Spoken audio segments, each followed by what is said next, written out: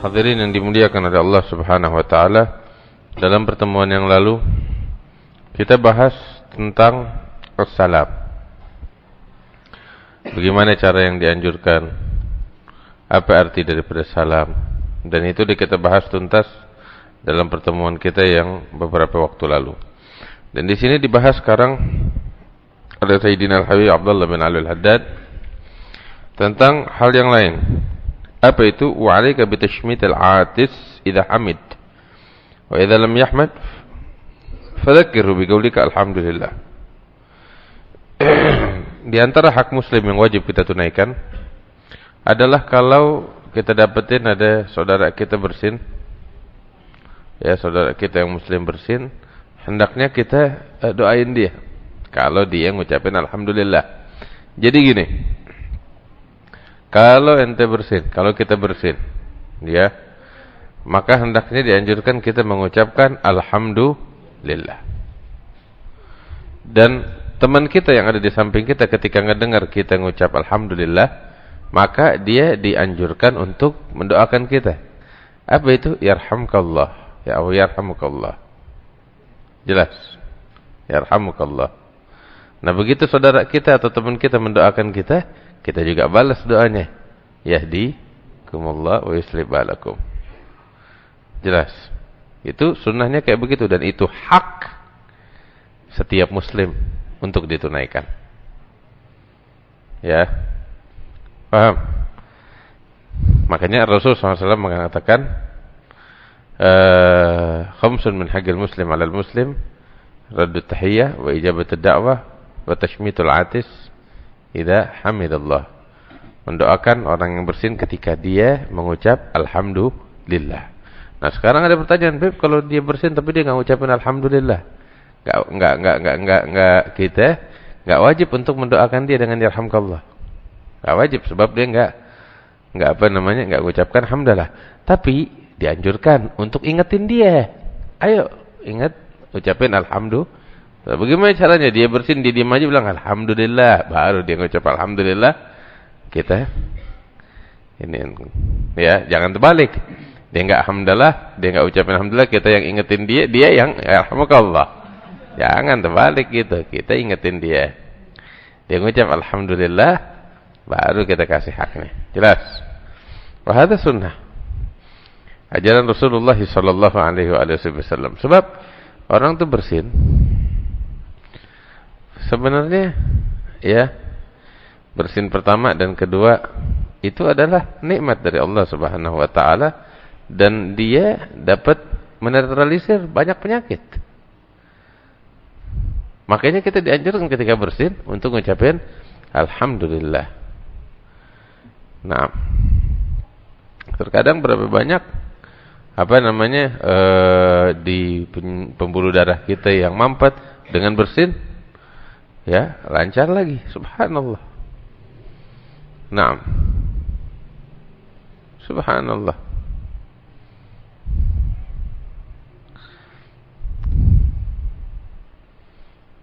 Lihat bagaimana Allah ciptain kita, ya. Makanya disunahkan untuk mengucap alhamdulillah. Naam. Berbeda halnya dengan menguap. Menguap itu datangnya dari syaitan. Nah, sehingga ketika seseorang di antara kita menguap, dianjurkan untuk menutup mulutnya dan mengucap a'udzubillahi minasyaitonir rajim. Dan Nabi sallallahu alaihi wasallam seumur hidupnya enggak pernah nguap. Allahumma shalli wa sallim barik alaihi. Mata aba gat sallallahu alaihi wasallam. Ya.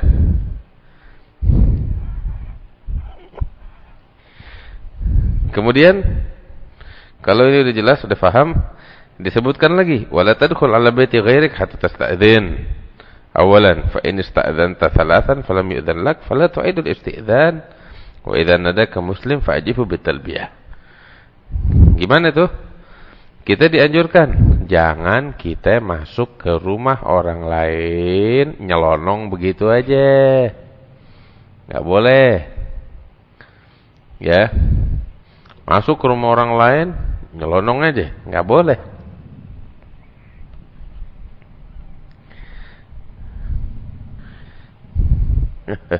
Nggak boleh main masuk. Tapi bagaimana? Izin, ucapin salam, ketok pintunya, ya, ucapin salam. Sekali nggak dijawab, nggak ada yang bukain pintu, 2 kali ente ketok lagi, ya, ucapin salam lagi yang kencang. 2 kali nggak ada yang jawab, ucapin untuk yang ketiga kali. 3 kali nggak ada yang jawab, udah angkat kaki, nggak boleh dilanjutin. Ya, nggak ganggu namanya. Kagak ada orang atau emang dia lagi nggak mau ketemu orang. Balik lagi waktu lain nanti. Ya. Begitu ajarannya. Ya. Kecuali memang hal yang udah mendesak tuh urusan lain. Tapi umumnya seperti itu. Dan seperti itu juga sekarang telepon. Bagaimana tuh?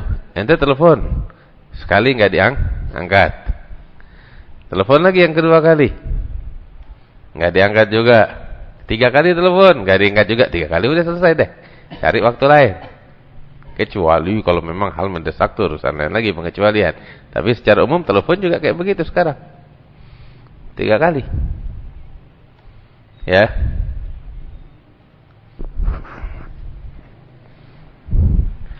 Nah, terus juga ada satu hal yang penting.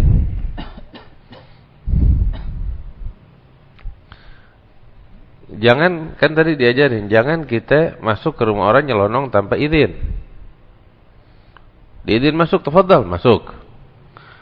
Ada dulu saya lagi bertamu ke rumah orang, Habib Muhammad bin Husain Al-Attas rahimahullah. Lagi duduk, baca kitab, ngobrol. Tahu-tahu dia kan duduk di balik di ruang tamu, pintunya ngablak, pintu gerbangnya juga kebuka karena kebetulan emang ada saya. Kita lagi bertamu di situ. Lagi asyik ngobrol, tiba-tiba masuk nyelonong satu orang. Main chat nyelonong, "Assalamualaikum," main masuk. Cium tangan sama Habib Muhammad. Gak dikasih. Dia ngomong, maksudnya pengen ngajarin adab bagaimana. "Ngapain lu kemari?" Dia bilang, "Iya Beb, ana udah bolak-balik kemari dapetin pintu antum kekunci. Sekali ana lewat sini sekarang nih barusan pintu ngablak, ana masuk. Itu maling namanya. Maling begitu, lihat pintu ngablak dia masuk nyelonong." Enggak ada, pulang, bukan begitu caranya orang bertamu. Dia bilang, "Itu maling. Maling ngelihat pintu ngablak kebuka, dia main nyelonong." Enggak benar begitu. Udah dinasehatin, pulang dari hamba Allah. Rahimahullah. Intinya begitu. Baik. Allah.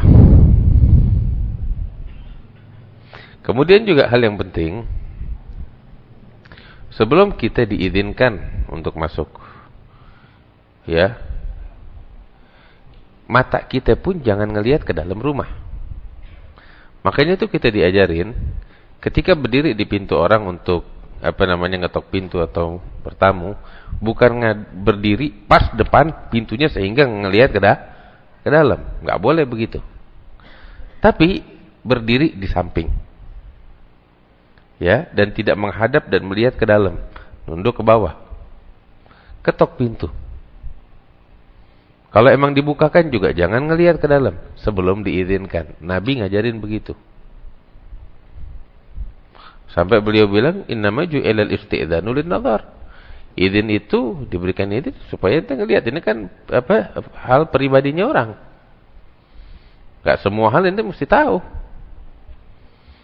Iya, hargain urusan kekhususan orang lain, kepribadian orang lain. Hargain. Nabi ngajarin begitu. Jadi biasain sekarang kalau ngetok pintu orang bukan dari pas diri depan pintunya ngadep ke dalam, enggak boleh. Tapi diri di samping, tundukin kepala.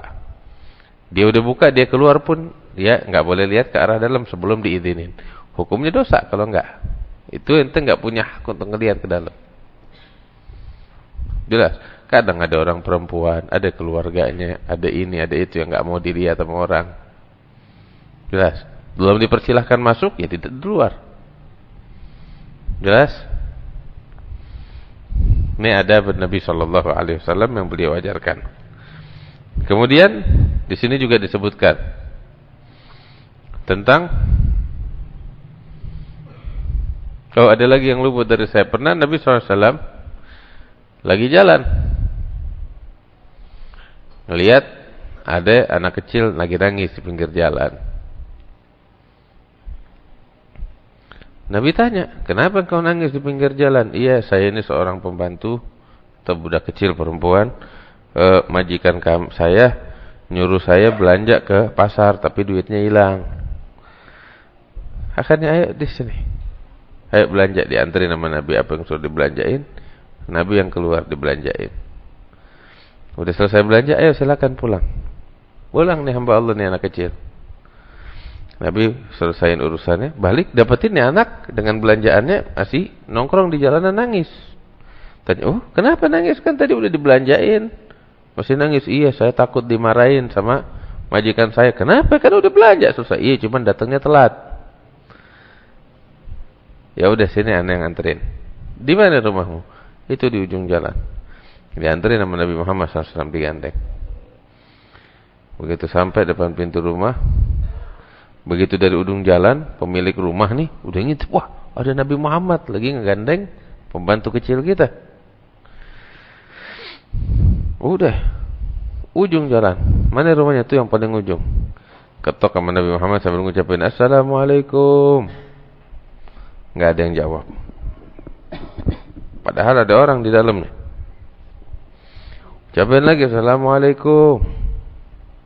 Ini Assalamualaikumnya aneh ya, bukan Nabi Muhammad. Assalamualaikum aneh, Assalamualaikum orang Betawi.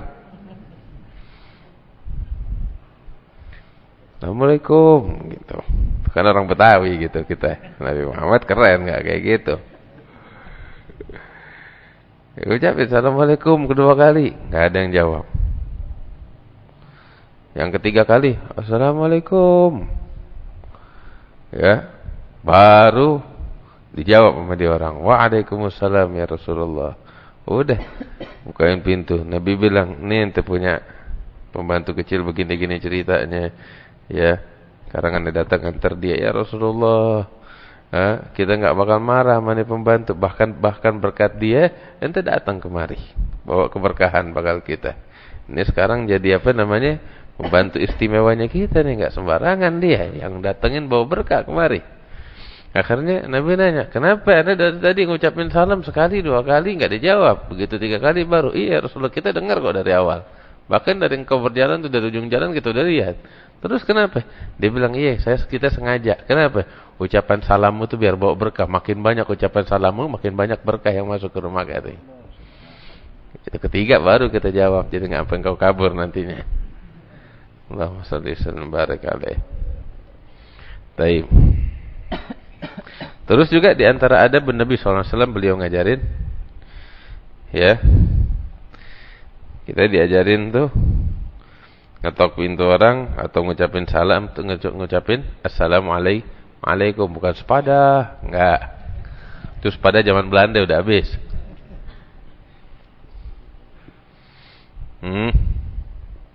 Atau ke anak sekolahan, Budi, enggak. Kita orang Islam, Assalamualaikum. Atau kayak orang kantoran, permisi. Permisi, Assalamualaikum, apa susahnya? Ya.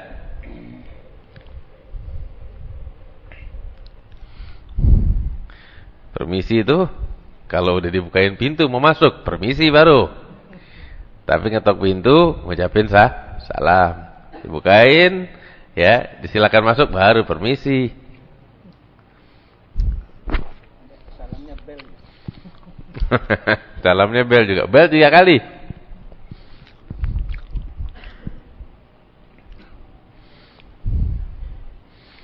Nah, kemudian juga di antara sunnahnya Nabi Muhammad SAW, kalau kita dipanggil sama orang, fulan, panggil nama kita, jawabnya apa? Apa? Bukan gitu. Ya, ada apa? Enggak. Tapi kalau dipanggil sama orang tuh, yang bagus ngejawabnya labbaik.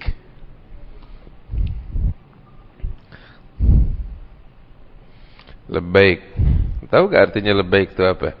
Kita kan kalau lagi pergi haji tuh talbiyah kita ucapin labbaik Allahumma labbaik. Apa sih artinya labbaik? Labbaik itu kata bahasa Arab yang paling santun sekali untuk menjawab panggilan. Enggak ada di atasnya itu. Dan artinya saya menjawab panggilanmu, bukan menjawab doang, saya senantiasa terus-menerus menjawab panggilanmu. Gitu ada artinya labbaik. Ya. Biasain seperti itu. Panggil Saiful, labbaik gitu. Anton, labbaik. Bukan hah? Enggak ada hah, itu dari mana? Itu orang kaget.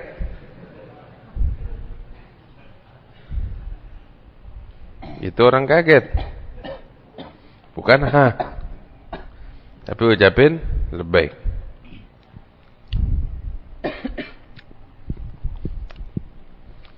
Biasain, ini mesti dibiasakan. Kalau nggak dibiasakan nggak bisa.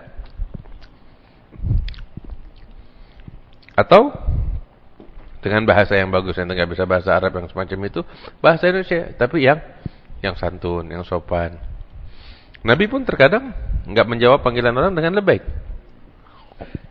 tapi terkadang dengan bahasa yang indah. Seperti Nabi lagi duduk sama teman-temannya, datang satu orang Badui mau ketemu sama Nabi. Dia nggak kenal muka. Ya Muhammad, ya Ibn Abdul Muttalib. Muhammad mana? Wahai anak Abdul Muttalib, cucunya. Nabi langsung berdiri mengatakan, "Qad ajabtuk, saya yang menjawabmu. Saya telah menjawabmu." Artinya saya Muhammad, yang kau panggil saya menjawabmu sekarang. Tahu kalau bahasa orang-orang sekarang marhaba, labbaik. Begitu. Hadir, saya ada. Artinya intinya kita pakai bahasa yang santun, yang bagus. Bahasa Jawa yang halus apa kalau labbaik? Apa? Hah? Dalam. Apa itu? Gimana tuh? Karena kagak tahu deh. Itu orang Betawi. Panggil Ustaz Saiful. Dalam ya, ini maksudnya labbaik. Gitu artinya. Kalau Sunda apa bahasa yang paling bagusnya? Hah?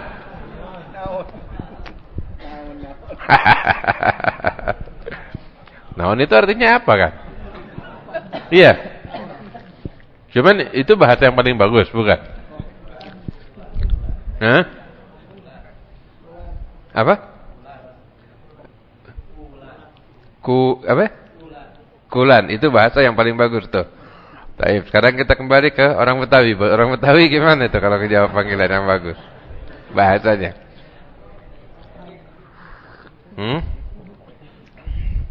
Apa kalau orang Betawi? Hah? Apa? Nah, ini PR bakal itu orang cari bahasa yang paling bagus untuk menjawab panggilan. Seperti yang Nabi Muhammad ajarin begini. Ya.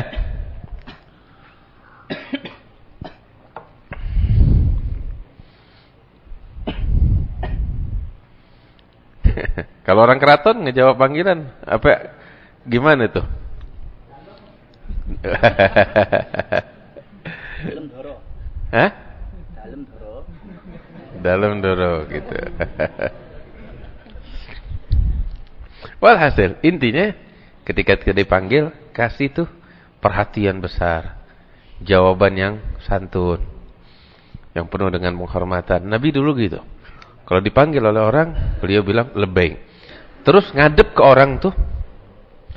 Nabi SAW ketika dia lagi jalan, dipanggil sama orang. Ya Muhammad, ya Rasulullah. Apa yang beliau lakukan? Beliau diri, nggak nengok.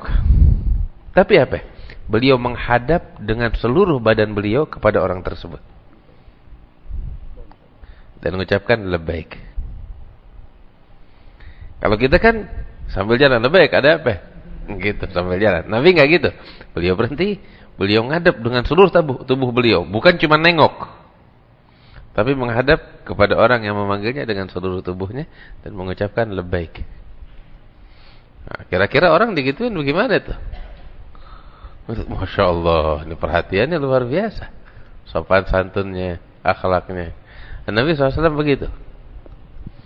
Nggak pernah tuh dipanggil sama orang dia nengok, tapi dia berikan seluruh tubuhnya untuk menghadap kepada orang tersebut. Sallallahu alaihi wasallam.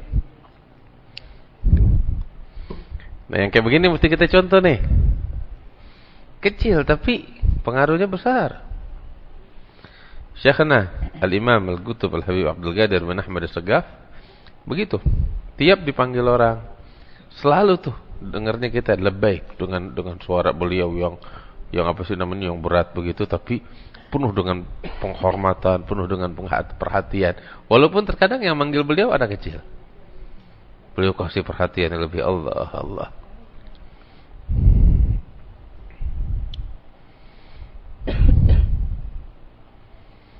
radhiyallahu anhu.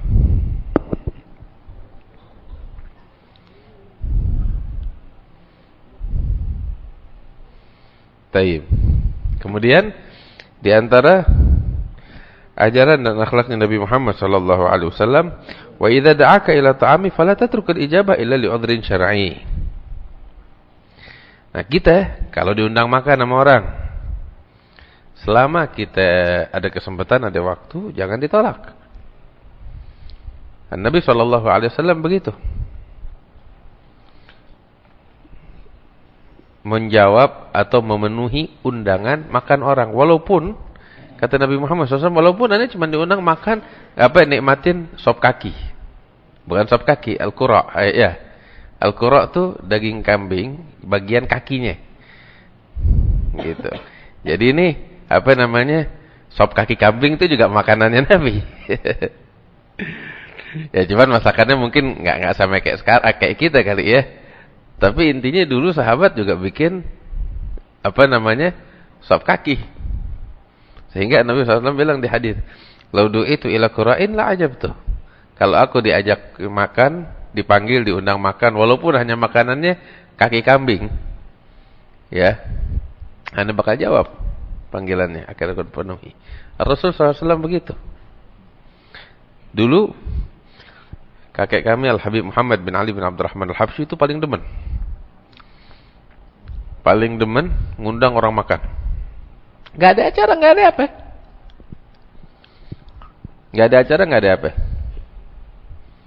Habib Muhammad bin Ali Kuitang, dia panggil Habib-Habib teman-temannya, ayo makan ke rumah. Dia bikin makanan enak, ntar panggil tukang gosida, pada gosida, baca kitab. Begitu, demen aja ngumpul. Tapi hal kayak begini nih yang bikin erat hubungan.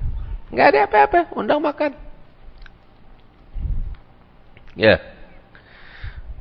Terus pahalanya besar. Gak harus ada selamatan, enggak. Secara tiba-tiba undang makan. Kalau emang ada kesempatan, gak ada halangan, penuhin. Nabi dulu begitu. Lain halnya kalau emang ente nggak bisa atau ada udzur syar'i, ada kesibukan. Kata ngomong anda nggak bisa, ada kesibukan. Tapi selama ada waktu kosong, penuhi panggilannya. Sebab Nabi SAW beliau mengatakan, manhajul muslim alal muslim raddu tahiyyah wa ijabatud da'wah. Memenuhi undangannya, panggilannya. Nah, terus enak begitu, ya. Akhlak kayak begini. Saya nggak tahu kalau di kita nih banyak gak kayak begini orang undang makan tanpa ada acara. Jarang kayaknya ya. Nah ini mesti dihidupin nih kayak begini nih. Sunnah Nabi SAW. Nggak harus berlebihan. Alhamdulillah kita mah orang Indonesia, makan apa aja, tempe juga jadi. Ya mungkin kalau di sana, kalau di Timur Tengah, mereka malu kalau ngundang nggak nyembelih kambing. Ya, tapi kalau demikian, itu mereka nggak selalu ada tamu, nggak dikenal, bahkan dipersilakan makan nyembelih kambing, karim. Nah kita kan nggak harus nyembelih kambing juga, artinya ayam nggak ada ayam bisa ikan, nggak ada ikan bisa tempe. Iya, Terus juga ngundang makan orang dengan gorengan juga masih asyik aja. Iya. Nggak harus pakai daging. Ngundang pakai nasi uduk aja, nggak harus kebuli. Kebuli mah kalau maulid doang. Iya. Nasi uduk udah paling enak kebulinya orang Betawi. Ya, atau nasi ulam. Nasi ulam kagak ada dagingnya, tapi enak nasi ulamnya. Pakai tahu semur, sambal, udah. Murah meriah. Undang makan, pahalanya besar. Nabi SAW itu bilang, walugmatun fi batni ja'i. Satu suapan di perutnya orang yang lapar, wow, pahalanya gede. Kata Rasul dalam hadis yang lain, fa fi kulli kabidin radbin sadaqah. Setiap perut yang hangat nih, ente kasih satu suap, wah, itu hitungannya sedekah. Walaupun yang ente kasih binatang. Makanya tuh orang dulu sisa-sisa makanan tuh, sisa-sisa nasi yang kecil tuh udah ditebar bakal burung makan. Iya. Tebar aja begitu. Kalau ke orang-orang di Hadramut, ya karena kan negeri padang pasir, dedaunan kagak ada banyak kayak kita di sini. Sisa-sisa makanan nasi yang udah nggak bisa dimakan lagi, kasih ke kambing, makan tuh kambing, makannya juga kebuli tuh kambing. Iya, ya terus gitu. Sisa-sisa makanan yang udah gak bisa dimakan lagi tuh kasih kambing. Kambing yang makan kebuli. Waduh, jeruk makan jeruk. Intinya kasih makan orang. Kalau di Dohan, wah itu yang paling saya demen tuh. Saya lama di situ. Daerah Guaire, daerah Khrebe dan yang lain-lainnya. Itu kalau sedia makan bakal tamu. Tahu apa? Nasi di nampan. Dagingnya gede-gede. Waduh. Di paha ya ditaruh paha dia tuh. Enggak pakai dipotong lagi sama dia. Kalau kita kan potongan-potongan kecil, dia enggak. Taruh gede-gedenya. Ya. Terus di atas nampannya tuh udah ada pisau. Bakal apa? Jadi yang punya rumah ini sahibul bait. Dia yang ambil tuh daging. Diiris sama dia kecil-kecil depan kita tamunya. Waduh, nafsu kita lihatnya tuh. Ya, dia irisin. Cuman irisannya dia ini potongan-potongannya ya gak kecil, gede-gede gini nih. 2 jari. Ayo makan. Jadi tugasnya sahibul bait enggak makan dia. Tugasnya sahibul bait cuman ngelayanin. Ya, dia yang irisin, dia yang tuangin nasinya. Enggak boleh berhenti kita. Waduh. Sampai kita umpetin piring kita baru deh. Ntar udah selesai gitu, ente kagak makan apa-apa. Ini apa? Ya kita makan tuh banyak banget. Sampai segitunya. Cuman tuh yang kita demen lihat tuh begitu, diiris kecil-kecil tuh depan mata kita.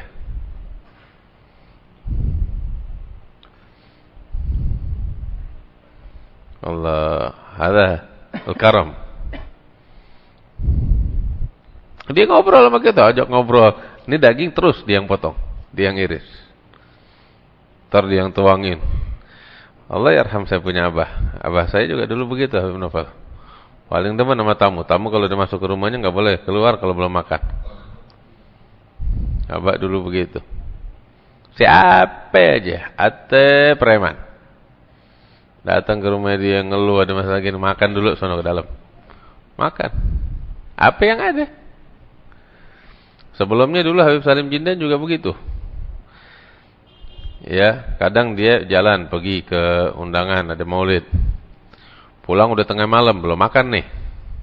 Gak sempat makan di tempat maulid. Dia di mobil tuh, ya mungkin ada beberapa orang, 4-5 orang. Turun udah nyampe rumah nih ke wakaf. Begitu pulang, nanya sama bininya, ada makanan gak? Gak ada beb, tuh paling cuma ada nasi sepiring, sama daging empal sepotong. Apa lagi udah kagak ada. Sini deh. Nasi sepiring, sama potongan empal sepotong begini nih. Ada berapa orang yang belum makan? 5 orang. Itu Habib Salim sendiri. Itu empal tuh dibagi jadi 5 sama dia. potong, bakal ente, potong, bakal ente. Ayo makan rame-rame itu. Sampai segitu aja. Enggak sekali, enggak dua kali, begitu tiap. Ya makanan apa adanya udah, dia bagi rata sama teman-temannya.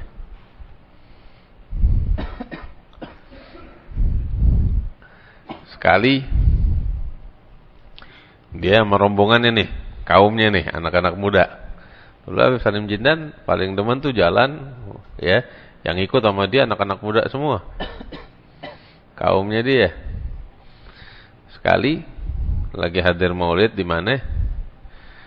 Anak-anak muda nih yang sama dia nih satu rombongan di mobil pada. Duduk sebelahnya dia ada Habib Ali bin Husain Al-Attas. Datang ada satu haji Muhyiddin. Bawa apa sih namanya, rambutan. Cuman rambutan ini yang bagus, yang ini dari Pu'un. Emang iya nggak ada rambutan dari pabrik, dari Pu'un. Cuman dari Pu'unnya dia lah. Terus yang bagus punya. Duduk kasih ke Habib Ali bin Husain Al-Attas. Habib ini ada inian. Habib Salim Jindan lihat diam aja.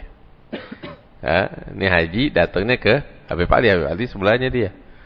Habib ini ada ini dari Pu'un saya nih bakal Habib. Terima makasih kata Habib Ali bin Husain.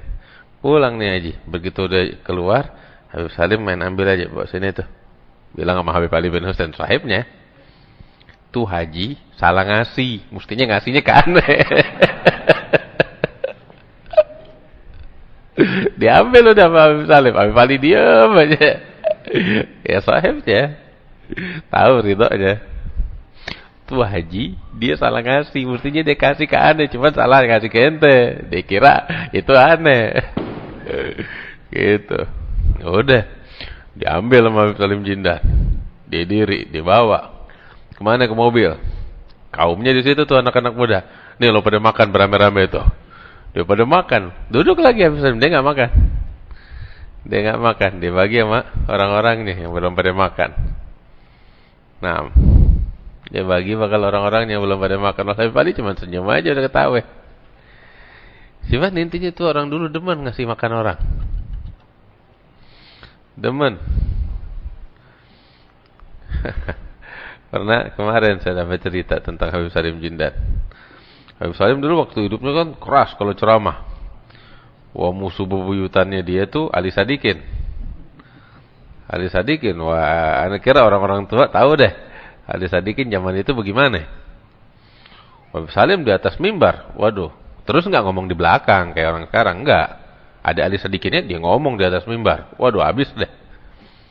Sampai kadang Ali Sadikin kalau Habib lagi ngomong keras begitu, berdiri tuh Ali Sadikin mau kabur, mau jalan. Habib pakai sorbannya, duduk, gue lagi ngomong melu. Tapi dengar kata, ya keras. Waduh musuhnya deh. Kemarin saya lagi ada hadir maulid ketemu sama misanan saya. Lagi ngobrol-ngobrol bilang, "Iya, Beb." Dia ngomong misanannya bilang, "Iya, Beb, aneh berapa waktu lalu aneh datang ke Ali Sadikin." Dia udah sakit-sakitan. Tuh masuk ke rumahnya. Pembantunya bilang, "Saya Bapak siapa?" Bilang sama Pak Ali Sadikin, Salim Jindan datang. Emang namanya misanannya Salim Jindan. Kaget itu Ali Sadikin, lagi sakit. Salim Jindan yang mana? Baru keluar. Salim Jindan yang mana? Bilang cucunya Habib Salim Jindan. Suruh masuk. Itu masuk dia udah tempat tidurnya udah sakit, udah mau mati, udah sakit-sakitan. Duduk. Siapa kamu sama Habib Salim Jindan? Bahasanya Ali Sadikin. Kakek saya. Kamu tahu Habib Salim Jindan itu siapa? Dia itu musuh saya. Dia itu musuh saya. Dia musuh saya. Dia guru saya. Dan dia juga teman saya. Katanya Ali Sadikin gitu. Bagaimana? Ya iya. Mulutnya dia pedas bakal saya. Dia habisi saya di atas mimbar. Itu musuh saya. Tapi begitu turun mimbar, ya, dia panggil saya, sedia makan, ayo makan sini. Seakan-akan nggak pernah ngomong kasar dengan saya. Nah di situ dia jadi teman saya dan jadi guru saya. Subhanallah ya, orang dulu Habib Salim Jindan bersih. Di atas mimbar ya tugasnya dia untuk ngingetin orang. Setelah itu udah dia gak punya hak untuk cari kesalahan orang. Dia bilang, itu yang saya kagum. Saya di atas mimbar dihabisi. Begitu dia turun dari mimbar, diajak saya makan. Dia kasih saya makan, suruh nambah. Ya emang inilah sifat orang-orang yang suci, bersih hatinya. Kayak Habib Ahmad al-Mihdhar. Habib Ahmad al-Mihdhar sekali dia berselisih sama bibinya. Ribut nih sama bibinya. Hingga udah deh, panas tuh betul-betul.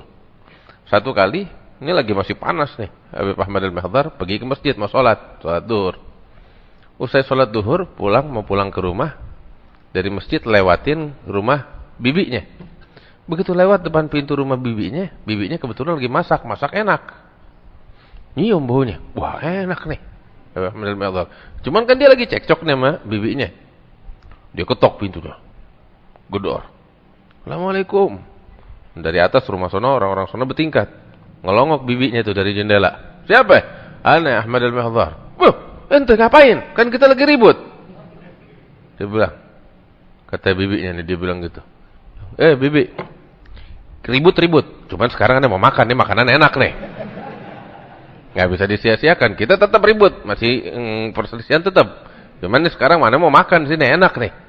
Ya udah, kita ribut masih. Tapi ente naik deh makan sini. Syuf, orang dulu bersih hatinya. Selesai makan udah, kita ribut masih ya. Udah, pulang di sana. Makan.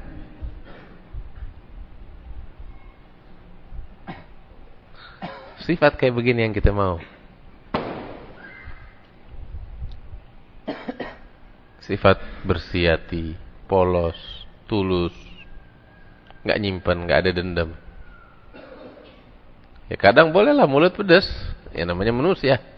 Cuman hati jangan nyimpen. Biar bersih sama semua orang. Ya Rabb, mudah-mudahan kita dibimbing sama Allah Subhanahu wa taala. Ya, kasih bagi-bagi makan sama orang, undang makan orang. Jangan malu. Walaupun apa yang bisa ente ini sediain. Ya. Pahalanya besar dari Allah Subhanahu wa taala. Selama enggak ada halangan, penuhin panggilannya. Sallallahu alaihi wasallam Muhammad wa alihi wasallam. Walhamdulillahirabbil alamin.